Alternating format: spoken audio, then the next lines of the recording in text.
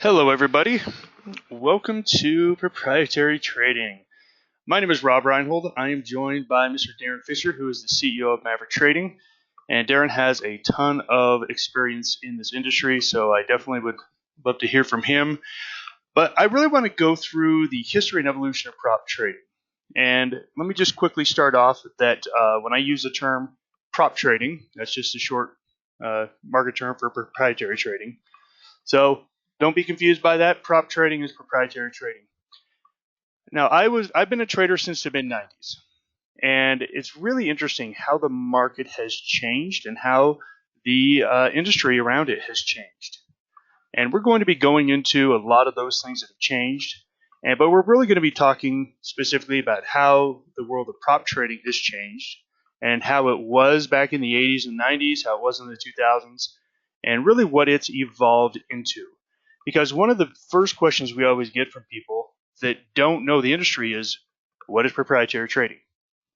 And so we wanted to do this session to really bring that out, talk about the history of it, how it came about, how it works, and really what you should look for if that's something that looks like you want to be a part of. If you want to be a prop trader, what are the things you should look for in a prop trading firm?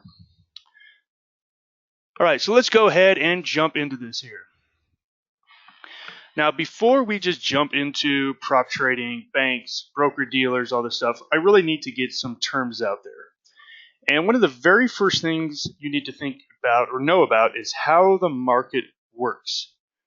Now, I've got this titled Market Participants. So in this market, there are millions and millions of participants. And each participant has a different role in the transaction. So if you go back all the way to the history of the New York Stock Exchange, before there was even a building there on Wall Street and Broad Street, the word got out that if you wanted to trade stock certificates, you went there on Lower Manhattan. And so they went there, and that's where you would buy and sell stocks and other things from people. And that became a pretty popular place. And became so popular they had to put a wall on the street to keep the livestock out. Now it's funny because Wall Street got its name from that, and it was supposed to be to keep the animals out. Some people say it's supposed to keep the animals in the trading floor, but that's basically where they built the New York Stock Exchange. So that was an exchange. Now, to be able to go into that exchange, you had to be a member. Very, very exclusive. And memberships became very expensive. And pretty soon, the average person was priced out of being able to go into the New York Stock Exchange.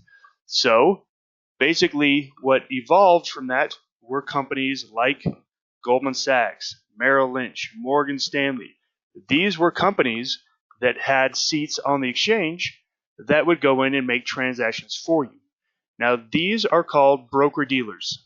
So when you hear the term broker-dealer, this is simply a company that has access to the markets, to the exchange, and they will enact transactions for you. So again, if you are a customer of E-Trade, TD Ameritrade, Merrill Lynch, they are your broker-dealer. So the broker-dealers are in there in the markets making trades all the time. Now, technically speaking, the public, you, myself, hedge funds out there, they are not in the market making trades. They are sending orders to broker-dealers, and the broker-dealers are going to the markets to make trades. So as you can see here, these broker-dealers, they play a big role. And they have lots of regulations they need to follow. And for their services, they are paid a commission. So they're going to charge you a commission to do business at the exchange. Now, the last group I want to talk about of market participants are the market makers. Right now, market makers, their role is actually really, really important. And I always get the question from people who don't really know how the market works is, Rob, what if I go to sell a stock and there's no one there to buy it? Okay, well, that's totally impossible the way that these markets work now. Market makers are companies that are in there and they are making a market. What that means is they must always be buying and always be selling. They must always have a bid out there and they must always have an ask out there. And their job is to facilitate liquidity. meaning that when everyone is selling, they need to be on the other side buying. And when everyone's buying, they need to be on the other side selling. So market makers help create liquidity. Now you ask yourself, who are the market makers? Well, again, these are companies as well. Now, companies like Morgan Stanley and Goldman Sachs, they are going to have market maker divisions. So there'll be divisions of these big banks where they are doing market making. There's also going to be smaller companies, private companies that are just in the business of market making. So the reason the market makers are there is that when all the orders are coming in from the broker dealers around the world, the market makers are there to create an orderly market where people will get executed on their transactions. So whenever there's a big supply and demand imbalance, it's the market maker's job to go in and balance out the other side. So this is how the market works. So whenever you, me, a hedge fund, we are simply sending our instructions to broker dealers, and the broker dealers are the ones actually facilitating the trade and taking care of the transaction. So again, I just wanted to go through that really quickly just to make sure everyone understands, because these are a lot of the terms we're going to be using in here today. All right, let's talk about how the exchanges of today work. Now, as I mentioned earlier, the New York Stock Exchange had a very not so noble beginning. But today, the New York Stock Exchange and the NASDAQ, they're considered the major stock exchanges. Now, of course, we have other exchanges where other products are traded. We have the CME, the Chicago Mercantile Exchange, where a lot of the commodities are traded in the interest rate products. We have the New York Mercantile Exchange, where things like oil are traded. But we're just going to talk about the major stock markets. Now, 10 years ago, I would have had to put the New York Stock Exchange, the American Stock Exchange, and the NASDAQ, but the American Stock Exchange got bought out by the NYSE, and they basically closed the building of the American Stock Exchange. So right now, we really just have the NYSE and the NASDAQ. Now, this is where people think this is the market. That is not true. The market is much, much bigger than this. There are things out there called ECNs, Electronic Commerce Networks. Now, ECNs were really the first thing that allowed me and you to trade online. Back in 1997, this is when I started trading. I was one of the first traders at Maverick Trading. And the way that we would make trades is we would make trades through these ECNs. Now, these are just small little exchanges on their own, but they are inside of the umbrella of the New York Stock Exchange and the NASDAQ. However, you can now go and facilitate a trade on one of these ECNs. For example, in the past, you would send in an order to buy 100 shares, and inside the New York Stock Exchange, it would match you up with someone wanting to sell 100 shares. And if no one wanted to sell 100 shares, one of the specialists there, which is the market makers on the NYSE, they would sell you $100 or 100 shares out of their pocket. Now, before technology got where it is today, this was the only way to do business inside the exchange. But they set up these electronic commerce networks, ECNs, and it allowed the small trader for the first time to go in and make an order. So again, you could send your 100 share order to ARCA. And if there's anybody on the other side selling 100 shares, it would execute the transaction, and these transactions were under a second. They're fractions of seconds.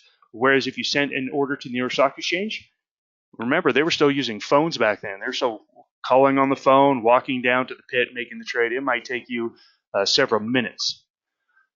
Now, when Maverick first started out, this was the world of trading. And I remember in our first trading platforms, you had to say where you wanted your order to go.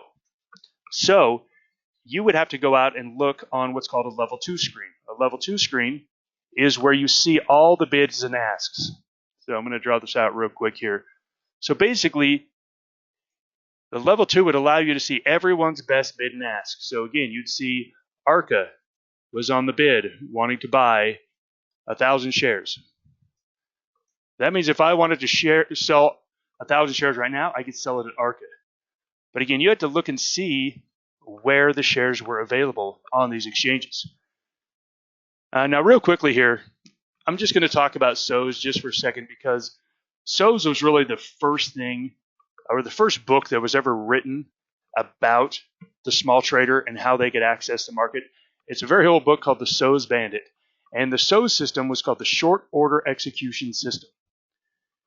Now, your shares had to be under 1,000 shares. You could do 999 shares, but you could send it to the SOs platform, and they put you in the front of the line. So if there was a lot of people or a lot of institutions wanting to get into a stock, and you put an order in on the SOs system, you went to the front of the line and got your execution very, very quickly.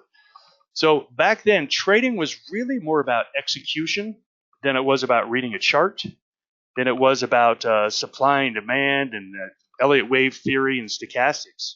It was more about execution. Now, what happened is once these ECNs got popular and once level 2 got popular, all the institutions started hiding their orders. And the level 2 no longer was working. And then we got the next addition to the exchanges of today, the dark pools. So I know many of you have probably heard of dark pools.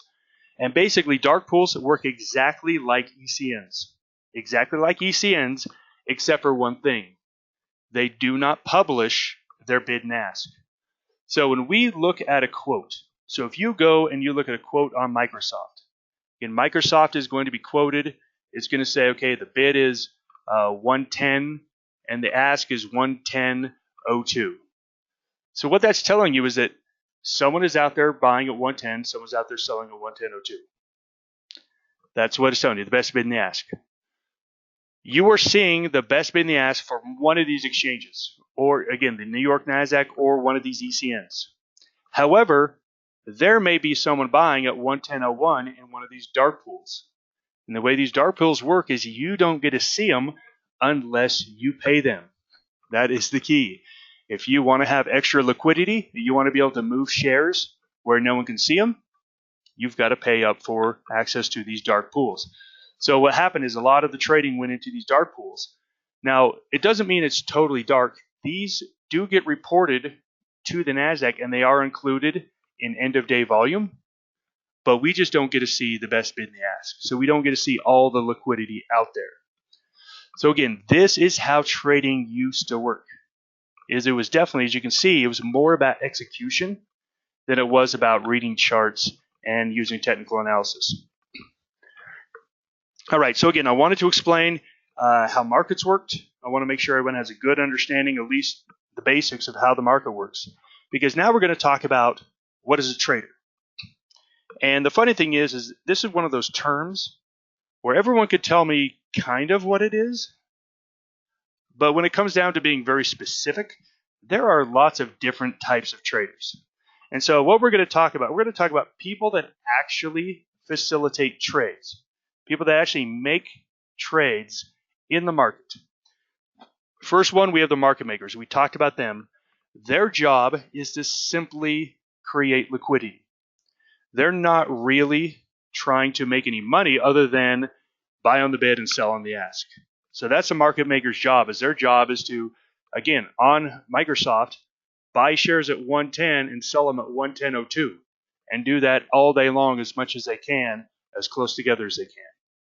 Their job is to create liquidity, and that's really what they're there for. So again, there are people that have jobs as traders, and they are market makers. Now again, a market maker is not trying to read a chart. They're not trying to make a couple bucks on Microsoft. That's not their job. All they're doing is to buy off the bid and the ask, try to make the spread, and create liquidity. Next, we have an execution trader. Again, there are people on Wall Street. There are people in New York and Chicago that are execution traders. Basically, they are order fillers.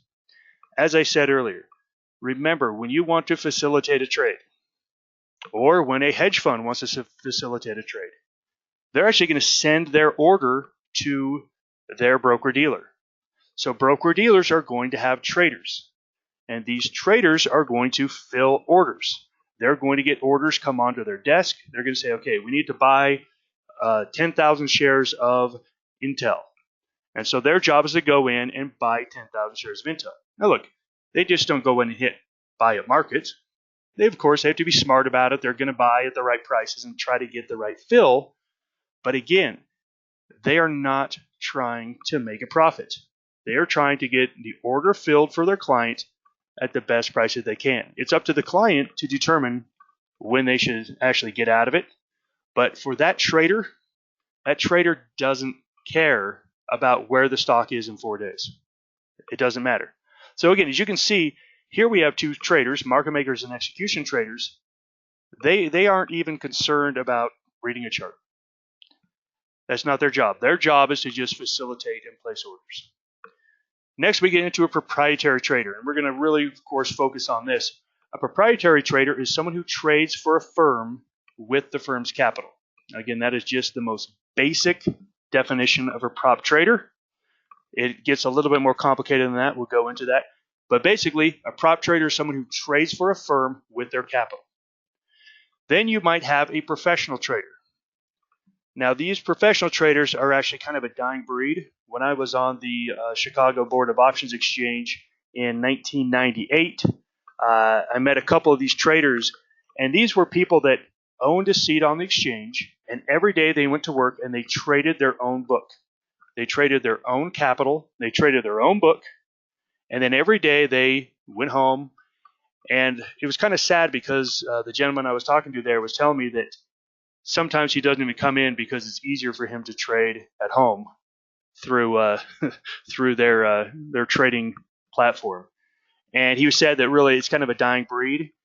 And Maverick Trading, we do our Maverick Summits every 3 years in Chicago, and we've done them all at the Chicago Board of Options Exchange.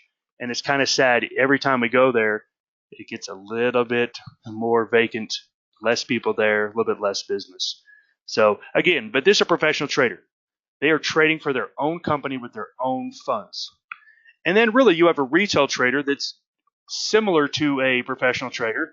They're trading their own funds again, but they're not doing it in a professional manner. They're doing it more as a hobby. And we meet a lot of people that are retail traders. And really the differences between a retail trader and a professional trader and a proprietary trader is really effort and technology and capital. That's really the difference between. So this is what a trader can be. As you can see, a lot of people are traders that may not know how to read a chart. Market makers, execution traders, they don't care. But the people that really know, again, are the prop traders and the professional traders. They're the ones that are going to be the most sophisticated when it comes to what a trader is. All right, so let's talk about the beginnings of prop trading. Okay, so prop trading, again, is where a trader trades, again, and again, I'm going to use their own strategy. So a trader isn't following orders. A trader isn't reading out of a book. A trader is making the investment decisions, and they're making decisions based on what their analysis is. Now, the way this came about is that one bank years ago looked around and said, wow, we've got all this money from depositors. So again, imagine a bank took in $30 million of depositors, and let's say they loaned out $5 million. One day someone looked and said, hey, there's $25 million just sitting there. Why don't we use it to make some extra money? We don't have enough loans to give out. Why don't we take that $25 million and make investments on behalf of the firm? So that's basically how props trading started. So what happened is banks, they went in and hired people. Yeah, Rob, I just want to hop in here really quick. Back in the Great Depression, they had the Glass-Steagall Act that came out that forbid this activity. But over the years between the Great Depression and really 2008, various aspects of the Glass-Steagall Act got eroded away and allowed the wirehouses to be able to do this. And when you go down into your last point here about the Volcker rule, that really tightened it back up. But it was really the eroding of Glass-Steagall that allowed them to do that. And one other thing here, when we're talking about an actual prop trading firm, we need to delineate between the two of them. There's really two types of prop trading. One is institutional prop trading, and that is your large firm. Generally is going to have an office. A large stable of traders, but they're trading institutional grade capital, and that's generally defined as at least 100 million under management, and that really came about in the 1980s as well, when people were looking around and there was possibly no more upward mobility for them. If they had the institutional contacts, they may decide to go out and run a hedge fund, or if they didn't want to run other people's money. And just wanted to trade, then they would open up their own institutional proprietary trading firm. So I think going forward, we're going to have to we're going to focus mostly on what is now known as the retail prop firm. Darren, and if you can tell, Darren kind of knows his stuff on this, and Darren became one of our traders back in 2009, and I'm telling you what, he's been just a wealth of knowledge and information. So thank you so much. As Darren said, basically the transformation was the bank started this all. They put depositors' monies at risk. Then all of a sudden it became either out of favor or illegal. And so what happened was these private trading firms popped up, and they basically said, hey, we will hire these traders. And Goldman Sachs is really the name that comes to mind. They did this better than anyone else. They didn't really start off as a bank or really a brokerage. They started out as a trading firm, and they grew into this giant financial institution from basically having really good traders. The problem is that it stopped working. The big banks got out of the business. The small companies came in, and they said, hey, we will provide the liquidity for these people that want to trade on a professional level. All right, so let's kind of talk about how that worked out. So again, the early years of prop trading, it was all done in an office. And so you really had to be in New York or Chicago, and primarily New York. And these firms, they would open up these trading floors like you can see right here, and they jammed people in side by side and said, hey, your job is to start trading. Now, the way that it worked back then is all of these trading firms were broker-dealers. So remember, we talked about what a broker-dealer is. A broker-dealer is just simply a company that facilitates the trading between an individual or an institution and the market. And so really, as you can see here in this business, in this setup, the prop trading firm was really just like E-Trade. That's really all they were, is they were setting it up. Hey, why don't you come in and trade here on this desk? We'll let you rent out this desk. We'll provide you a T1 internet line. We'll give you software, and we'll give you an internet connection, and that was it. Now, one of the things that was really popular back then were ECN rebates. Now, ECN rebates, the electronic commerce networks. Remember, I told you they came about in 1997, 1998. And of course, all of these ECNs were private companies. And they wanted to grow their business. The only way for an ECN to make more money is to have more trades done on their platform. So one of the things they did is they incentivized traders, hey, if you make 100,000 shares of orders on our platform, we'll give you rebates. We'll pay you for that liquidity. And so what happened is they started to pay this liquidity out. So of course what happened is all the traders, they flooded into these ECNs, the volumes went up, and pretty much the game back then in the early years of prop trading was you kind of tried to break even if you could. Of course you tried to make money, but as long as you broke even in your trading, you would make money from these ECN rebates. And the proprietary trading firm, they were happy if you could just break even because you just generated a whole lot of commissions. Because remember, you're trying to trade as much as you can to get ECN rebates. And so as you can see here, it wasn't very good for the trader. It was good for the ECNs, it was good for the prop firm, but it really wasn't good for the trader. And so that really only lasted a handful of years. And really the structure of the prop game was most requirers are required to have skin in the game. Back in the old days, when you got hired on by a bank, you traded the bank's money, and you really didn't have any skin in the game.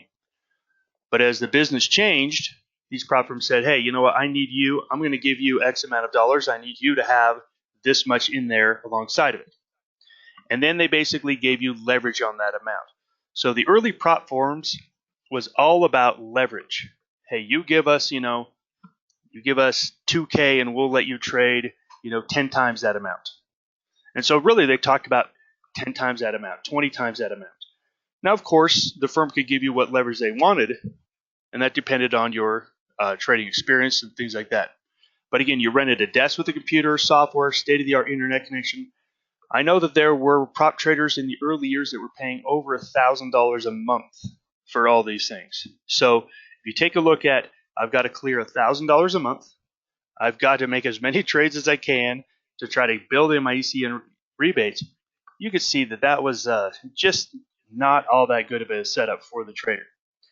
And again, traders could only trade equities. Back then, the options market wasn't as developed as it was. The currency market wasn't as developed as it was.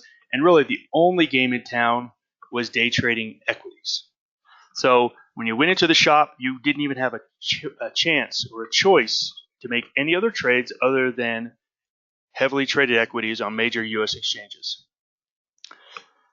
All right, so as you can see here again, the reason why this didn't last very long is that it wasn't set up to benefit the trader. It was set up to benefit the ECNs, it was set up to benefit the prop firm, but it really wasn't set up to benefit the traders. As you can see, the trader was cut off from trading if losses were greater than the risk deposit. So even with that, again, you can see it was very good for everyone but the trader. Next up comes the Great Recession.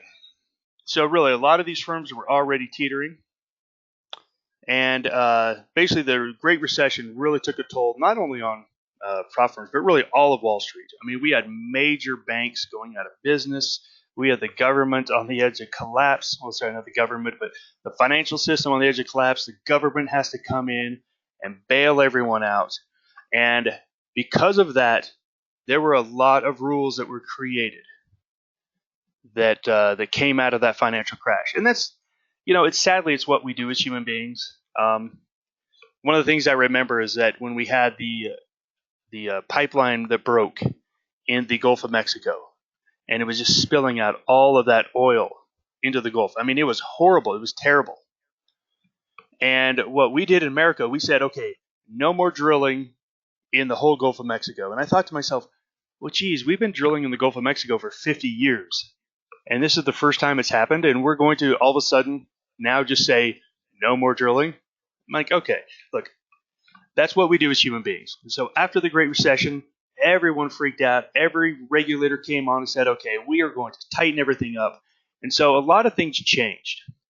And that business model of the early prop company, it did not survive that. And one of the biggest things that really killed the old prop trading firms were the deterioration of commissions and spreads. I remember my very first trade I ever made. This was probably back in 1995, and I traded on Schwab. Charles Schwab was the very first company to offer online trading to the guy on the street. I paid $59 for my first trade, and guess what? If you were under $100 in commission, that was amazing.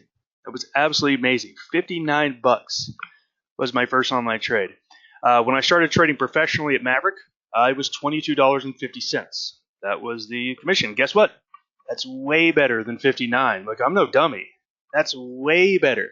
It's funny how everything's relative because you're probably gasping like, oh my gosh, that's a ripoff. That was a great rate back then. What happened is commissions came down to almost nothing. And if your business was determined by having those commissions in, and you didn't have profitable traders, it didn't survive. So we had a lot of the firms that have been the early movers, like the Ascent Tradings, the Echo Tradings, they got out of the business. They just left. So it came to be that trader profitability was the only way for prop trading firms to survive and be profitable. Now, Maverick Trading, we started as a broker-dealer.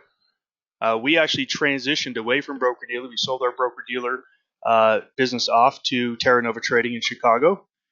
And we made this change to, hey, let's only take profit splits from our traders.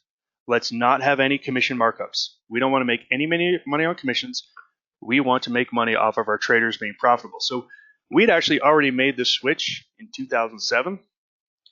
But really what happened is all the prop trading firms found out that, hey, we better help our traders make money because the old system just doesn't work. So you started seeing a lot more emphasis on training, support, risk management. Yeah, I just want to jump in here again, Rob. I think this really caught a lot of the traditional broker-dealer prop firms by to put them between a rock and a hard place, because they had set up all their infrastructure to encourage more trading and encourage really the use of leverage. Let's give you as much leverage as possible. When you take a look at it from a professional trading standpoint, you really should be trading less than what people were encouraged to do. So they had to shift their entire training program, if they even had one. They had to shift their entire support and coaching staff, if they even had ones that were working, and get away from encouraging people to trade to really teaching people and focusing on the risk management. There was a lot of firms out there, because I remember before I came to Maverick and I was looking at a lot of firms, there are just a lot of firms out there that weren't prepared to do that. They were still stuck in the idea of this is a commission generation game. And I would probably say half the firms that I even took a look at are no longer around anymore, because they didn't put in the alignment of interest between the firm and the trader that you really need to survive in this business nowadays. You, Darren, and I've known you for a while now. I'm guessing you researched all of them very extensively. I remember when Darren came on board, he sent us a very long list of due diligence stuff like it. This is what I need to know. I need to know this, this, this, and this. And I'm like, how did he know my dog's middle name? Like, he knew my dog's middle name. How? So I'm sure Darren looked into a lot of other firms. So I'm glad that we passed the bill on that one. All right. So I really wanted to just bring about, things have changed. And so the prop firms of today, they really are about the trader. And that's great to see, because if you weren't, you didn't survive what happened in 2008 to 2012. You just didn't survive it. And so when you're out looking for a prop firm, and again, let's back up a little bit, because maybe that was a little assumptive. Listen, a prop firm is really for people that want to take trading to the next level. And it's for someone that says, hey, you know what? I don't want to just be the casual trader. I don't want to be the person that, works at a day job their whole life, and they make a couple trades on the side and they watch Mad Money on TV a little bit, and then they kind of talk about how they do some trading with their friends. You know what? That's not what prop trading is for. That's what the retail brokers are for. That's what E-Trade is for. That's what Schwab is for. That's what TD Ameritrade is for. Prop trading is for people to say, hey, you know what? I want to make this a career. I want to make this a substantial part of my income during my life, and I'm ready to take it serious. I'm ready to put in time and effort, and I'm ready to invest in it. So if that's what you're looking for, and I understand that's not everybody, and for everybody that says, hey, that's really not me, you know what? Just go open up a TD Ameritrade account and buy some Tesla, complain about it when it goes down, and just do your thing. That's cool. That's totally cool. But look, if you really want to get into this business, then really you need to make sure that you're looking for the right things in a prop firm. Number one, I'm going to point out sustainability, or suitability and qualification testing. One of the things that has really hurt traders is that in the prop firms of the past, anyone with a pulse and a risk deposit was allowed to trade. Here you go. Here you go. Here you go. Go ahead and do whatever you want to yourself. We're not responsible. So really, there should be some suitability and qualification testing, and it's pretty crazy that we don't have that. Again, you want a firm with good software and technology. Again, your trading platform is going to be very important. Trading software, charting software, all very important. And of course, cost is going to be a big deal too. You want to take a look at the cost of those things and make sure you're getting the best for the cheapest. You want to make sure you have a good support and coaching staff. We'll talk about that here in a second, why that's such a big deal. But trading is a lonely, hard game, and you're going to need some people around you somewhere in your trading career. again, regular meetings, this is something we do at Maverick. I'll tell you a little bit more about that later. But again, this is just all by yourself. The trader that is just by themselves in their office at their house, clicking buttons, all by yourself. No one's watching over them. That's really dangerous. And what happens is you make a lot of mistakes. You trade out of boredom. You blow your risk control because there's no one there to knock you over the head when you're being stupid. So again, so important. Again, risk management, that is the name of the game here. So again, you want a firm that has risk management. Of course, a firm that provides you trading capital. People ask me all the time, Rob, how much money do I need to start trading? And I always say, like $200. Like, I don't know what the minimum is at the brokerages now. Maybe $200, $500. That's the minimum. And they go, no. I mean, to make money. How much do I need to make money? And I always say, look, you need $100,000 if you're going to be trading equities, minimum. You need $20,000 minimum if you're trading forex or futures. That's just the minimum. And they always look at me like, oh, that sucks. But yeah, it does take a while to get that. But again, this is what a great thing about a prop firm is they have the capital. They have the capital. They want you to use the capital. You just want to make sure that you know how to use it properly. And of course, the way the prop firm works is you become a trader for the firm. You trade the firm's capital, and then you keep a percentage of your profits, and the firm keeps the other. So let's really go down this list because I want to make sure when everyone goes out and does due diligence like Darren did, Darren, the king of due diligence, I want to make sure that you know what it is you're looking for. Yeah, but you're stuck with me now. That is true. I did not do my due diligence on him. I just kidding. No, I trust me. There's no due diligence to do on Darren. He's the CEO of Maverick Trading now, and I'm just the janitor. So here we go. All right. One of the crazy things about trading in general, and I'm not just talking about prop firms, I'm talking about everyone. TD Ameritrade, E-Trade, Schwab, everybody.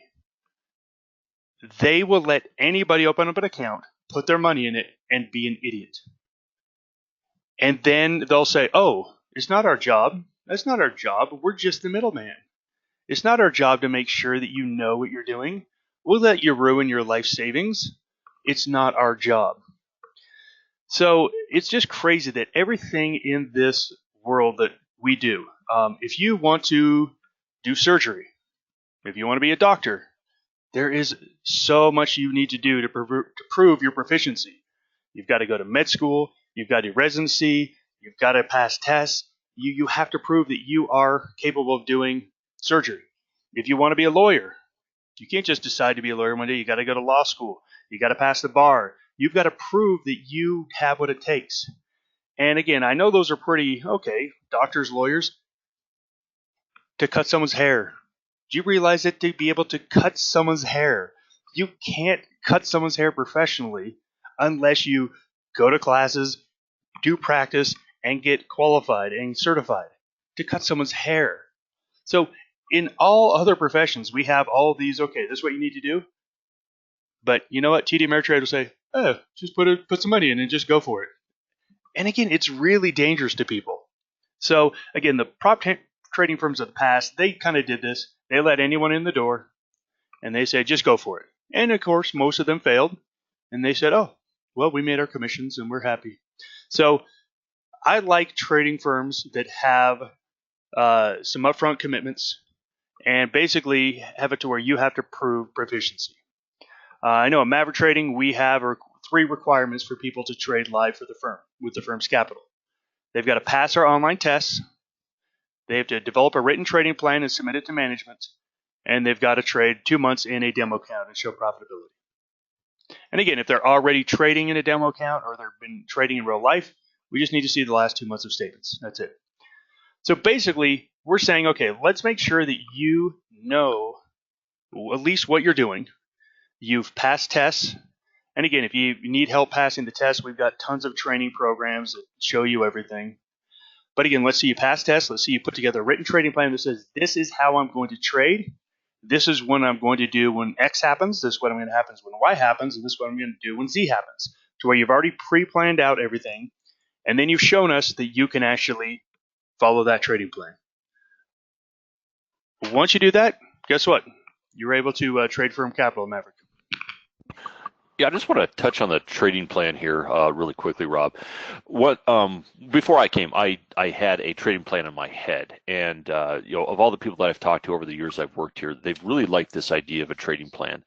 And what we found is that when things are going against you, people can be like a deer in the headlights. They don't know what to do because they haven't planned it out beforehand.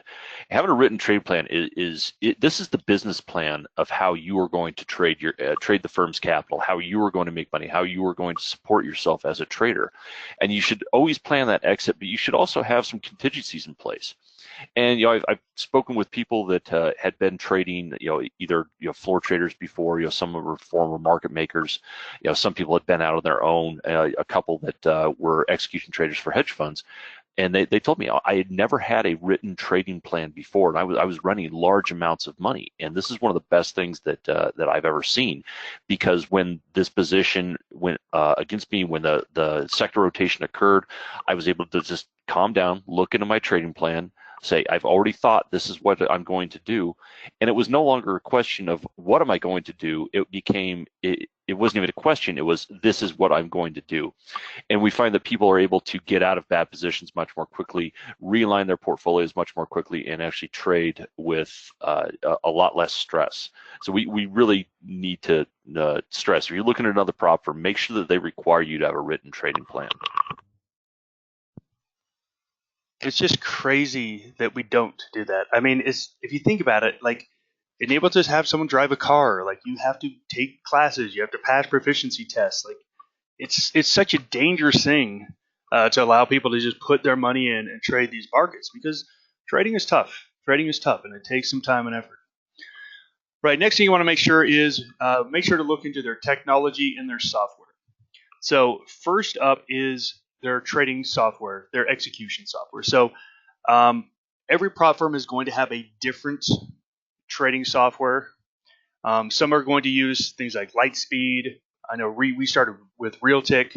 We're now using Trader Workstation. But really what you want is you want a platform that has good, fast executions and that can handle what you are trading. So the style of trading is going to determine what your trading software needs to have. Again, you're going to need good charting. All trading nowadays is based on charts. There's no more, just trading off your gut. That never worked. Everything is done off of charts. So you need good charting software. You need good accounting software, journaling software. And again, if you have any sort of, communication software, what I mean is like, if you are having meetings or chat rooms or things like that, make sure that software is up to speed as well. A big part of your career and your life in trading is going to be done on software. Those are your tools. So just like a builder, you want to make sure you have the right tools for the job. In trading, you want to make sure you have the right tools. And let me stress again, trading software. And let me also make a little push for mobile trading. I absolutely love mobile trading. So make sure that your firm has mobile trading available, because I remember when I first started in this business back in 1997, I was basically chained to a desktop. And remember, you couldn't get all we had was flip phones back there, and you couldn't get internet into your house other than dial-up internet, so you couldn't trade it at your house. I had to be at the Maverick trading office to make a trade. I had to be there. And so from 7:30 to 2, I'm on Mountain Standard Time, I had to be there. And I remember several times being out with my wife and saying, hey, I need to be back at the office before the market closes. And she didn't want to leave. She's like, oh, no, I don't want to leave. I'm like, whoa, wait a second. I do not want to hold these positions overnight. They've got too much risk. I need to go. So I would end up having to drive to the office, close out my trades, and then come back and pick her up, sometimes 20, 30 minutes out of the way. I love mobile trading. It has allowed me to have a much better life. And again, it allows you to do all these amazing things. So, I have now traded all over the world. I remember I was trading in a cave hotel in Turkey, in central Turkey, in Cappadocia, when Bear Stearns went out of business. And I remember making trades to go there. I've traded in Easter Island, out in the middle of nowhere, which was just crazy. And I remember when Donald Trump became president, I was in Germany, and it was like 2 a.m. there, but I was right there trading. It was all able to be done on a laptop or a tablet or a mobile. So again, highly recommend just make sure that you have mobile. It makes your life so much better. I'm so happy about mobile. If you can't tell, I think you can tell that it's changed a lot. All right, trader support. All right, so trader support, again, this is where you want to have a team with you. As I said earlier, trading is a very lonely game, and having regular meetings to go to really help. And then one of the things we love to do at Maverick is we love to meet. We love to meet with our traders, and so we do group meetings. And specifically, every single week, we always meet on Sunday night, and we get ready for the week ahead. We have our trading room, which is our stock and options division, at 9 Eastern Time, and at 10 Eastern Time, we've got our FX division. And basically, we talk about the trades we're looking at making for the week and the outlook we have for the week. And then we have another session, we call it the midweek update on Wednesday, where we basically say, okay, this is what's happened in the past couple of days. This is how we're changing our outlook. These are some of the trades we're looking at now. Now, we do those every week, and then we're always meeting in between those, sometimes with just education classes, sometimes with Q&A classes, sometimes with training sessions on software. But again, it really helps a trader be involved in trading. Instead of just being at home all by themselves with maybe a book or two, it allows them to really be part of something. And then when it comes down to it, all of our traders have access to individual support. So if you need help on charting, guess what? We have a charting specialist. We'll help you with charting. You're having a hard time putting together a call ratio backspread, or you're having a hard time even knowing what that is. We've got a specialist that we can set you up with, and you can have a one-on-one session with them to go over it. Psychology sessions, this is a big one, and this is one that I like to do with our traders. Trading psychology is so important. It takes about 6 months to learn what I call the X's and O's of trading, but it takes a couple years after that to really get your psychology down. So this is a big part of Maverick. We work a lot on, okay, this is how you're likely going to feel when this happens. And when you feel this way, you're likely going to make this mistake. Now, if you know that, and then you start to feel that, all of a sudden, you now have the power to choose differently. And we actually go through, this is the choice you want to make. Or better yet, as Darren said, why don't you fall back to your trading plan where you already decided what you were going to do. So again, everything is there to, again, help our traders become the most profitable they can. Because in the end, they, our traders are our biggest asset. If our traders don't make money, we're not going to make money as a firm. All right, so again, analysis of trading results. One of the things that's always important, like a coach, coach is always checking in on you, making sure, okay, did you go a little bit further today? Did you do a little bit more? If you're in athletics, hey, did you run a little faster today? Let's look at your results. Let's analyze the tape. Let's look and see what you did wrong. And it's all in the support of improvement and getting better. All right, now this one, I really just should have spent 30 minutes on this one alone. This is everything. Now look, I have been trading for over 20 years now. I have no idea how many trades I've made, but I know it's probably at least over 50,000. It's at least 50,000, if not more. I've made money on a lot of trades. I've lost money on a lot of trades. I've broke even on a lot of trades. I've had trades that were spectacular winners, and I have trades that were abysmal failures. That's the name of the game. Risk management is where you win, because I don't care what system you use. And this is where whenever we have traders put in their application for Maverick and they say, okay, well, I've got this strategy that's 95% accurate. Okay, what happens on the 5%? Oh, it's a blow up. It's a real, you know what. And it's like, well, that doesn't work. I don't care if you make money 19 out of 20 times. If you make $1 19 times, but on the 20th time you lose 500, it's not a good strategy. It's not a good strategy at all. So risk management is absolutely huge. So we focus a lot on this. It's why we love options trading. Options trading allows you to put yourself in situations where your reward is guaranteed to be greater than your risk. It's amazing what you can do with options. And the biggest thing about risk management, and I'm a big believer in this, it's called forced discipline. All right, forced discipline is basically when you don't want to do it. So remember when you were a kid and you didn't want to do your homework, or you didn't want to clean up your room, or maybe you didn't want to eat your peas, and your parents made you do it, and you're like, what'd they do? And then you realize as an adult, those things are pretty important. Actually, eating your peas is not important, so scratch that one. But finishing your job, finishing your homework, cleaning up your room, your parents were doing that because that was what you needed. You needed to turn into a fully developed adult that knew how to clean up after themselves and to go to work. That's what that was about. That's what your parents were doing. It wasn't about they were doing it because, they were just wanting to yell at you. They wanted to make sure that you knew how to get your work done. And so, just the same thing as a starting trader, as a beginning or intermediate trader, you are going to not want to do risk management. And what I mean by that is you're going to have a position go against you, and you're going to say, well, I bet it's going to come back. I'll let it go. This is where you need someone to step in and say, okay, what are you doing? Let's talk about it. And then you're going to be like, well, I don't want to take this loss. And then we're like, okay, well, how about this? Why don't you take half the loss and then take the other half here? Again, we'll work with you. We'll talk with you about, okay, well, how do you mitigate this risk? Or maybe we say, hey, why don't you just go ahead and buy this put option, and all of a sudden your risk is gone and you don't have to worry about it anymore. To have someone there looking over your shoulder, especially in those times when you don't want to do the right thing. And that's the hardest part of trading, is that trading forces you into some bad situations. And the market's very good at it.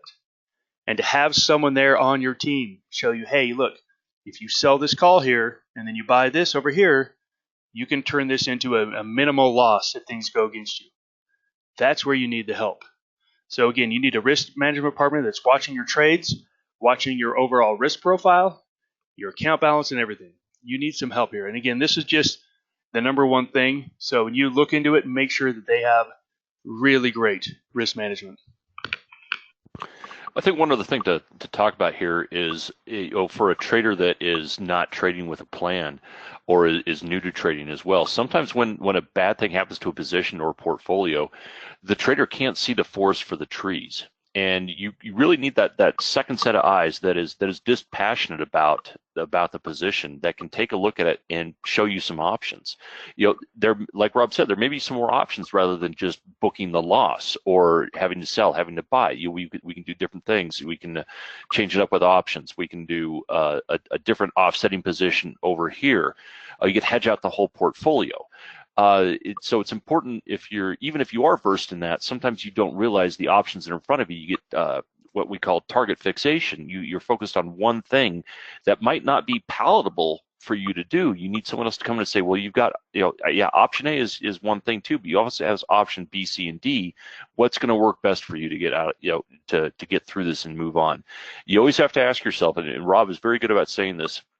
He said it to me, several times. If I've been in a position that has not been working out and I've been bullheaded about it, he's asked me, is this the hill that you want to die on? And the answer is universally no. So sometimes you need someone else to ask you that question and to bring you right back on track so you can live to fight another day, really. I always say that. I always say, look, people usually say, well, I got into this position because I felt this and this. And now they're like, it's going to be the position that kills them. Like, wait, are you really telling me this is the hill you want to die on? This is the stand you want to make? And they're always like, no, you're right. This was a bad trade. Let me just get out of it. And they get out of it.